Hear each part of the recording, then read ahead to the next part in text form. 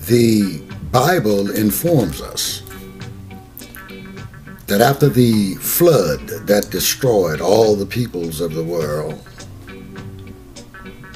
that this world was repopulated by the descendants of Noah. These sons were named Ham, Shem, and Japheth.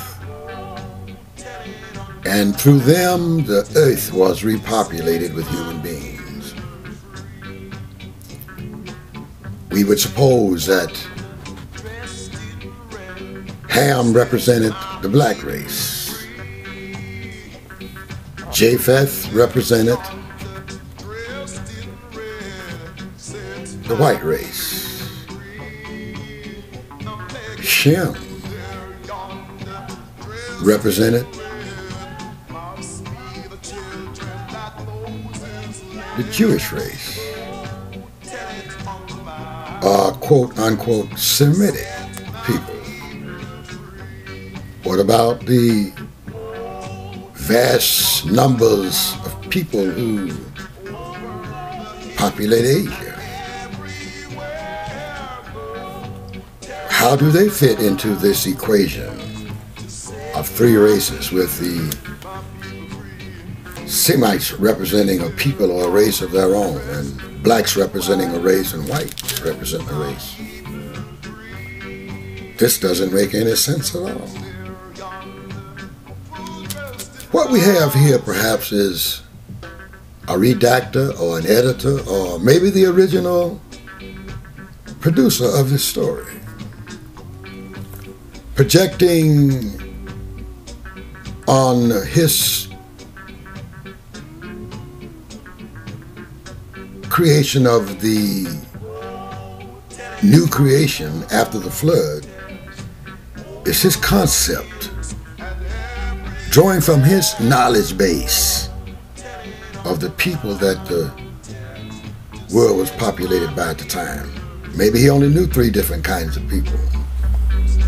Maybe he didn't know anything about Chinese. But this seems a little short-sighted from a book some of us at least, have determined is inerrant, that there are no mistakes in it. So we have to assume that if there are no mistakes in the Bible, and the Bible says that the world was repopulated by 3 distinct people only, Japheths, Hamites, and the sons of Shem, the Shemites, then we must accept that. But then we must try to make sense of it, because our logical minds rebel against the information as it was given to us in the form and its content. So we have to discern, what does this really mean? And in our questioning and our researching as to an answer, I've personally come up with Shem, Ham, and Japheth was just 3 different families that came out of Noah, and that they were all the same race. And if they were all the same race, let's see if they were the white race. If they were all white, where can we get black out of white? If they were all Chinese, how can we get Chinese out of black out of Chinese? If they were all black, however, we can get everybody else out of blackness. So I have to make the logical conclusion that from all the information I've gathered thus far, religious and scientific, I am inclined to believe that the sons of Noah were all black. Perhaps different shades of black, but all black, all Africans.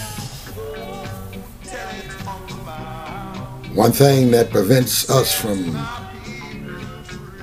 really appreciating, we know there's something in the back of our minds that tells us something is not quite right with that Middle Eastern Indian, and all those black people that scattered throughout the earth, and then somebody coming back telling us we are Negroes, and these are this, that, and the other. These are compartments that the oppressor has placed all of us in attempts to separate us from one another.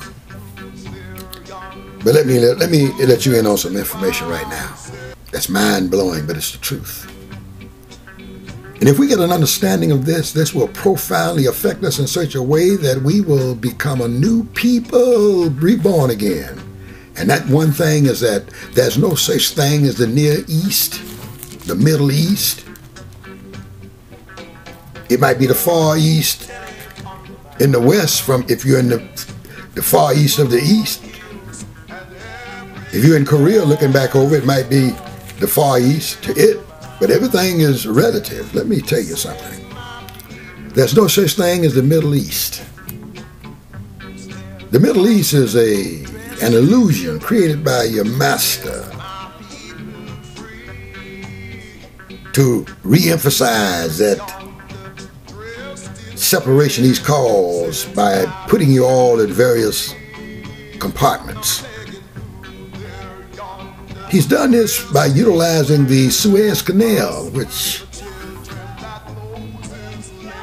on an illusionary level would have you believe, because your eyes tell you, that everything north of the Suez Canal is separate from Africa. But I want to assure you, Africa, everything they call the Middle East, over through India,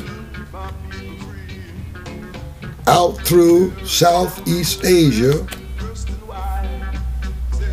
was populated by Africans during this particular period of history we are discussing. And that these geographical areas began to change in skin tone and looks as the so-called Indo-Europeans began to sweep down from the mountains and steppes of icy cold Europe towards the sunshine of the South, and in their destructive and devastating wake, those blacks who weren't pushed further south were either massacred or they were amalgamated, and consequently the people of the area became morphologically a little bit different from those who were pushed further south. But I want to assure you that the entire area called the Middle East through India had black civilizations. The Bible informs us that the grandson of one of Noah's sons, Ham, was a mighty hunter. He was a great man, a legend in his own time, that he went out and he builded the civilizations of Iraq, Babylon, and everything in the so-called Middle East at that time. But that as the people came from the north towards the south, conquering and destroying, they destroyed great civilizations. Some they kept intact and just set on them and made them their own. But civilizations that were a little bit farther to the east, bordering on India, like Harappa and Mohenjo-Daro, were destroyed. The people were mercilessly killed, and the civilization consequently destroyed. But once we understand that what they call the Middle East is a mirage, it's simply Northeast Africa.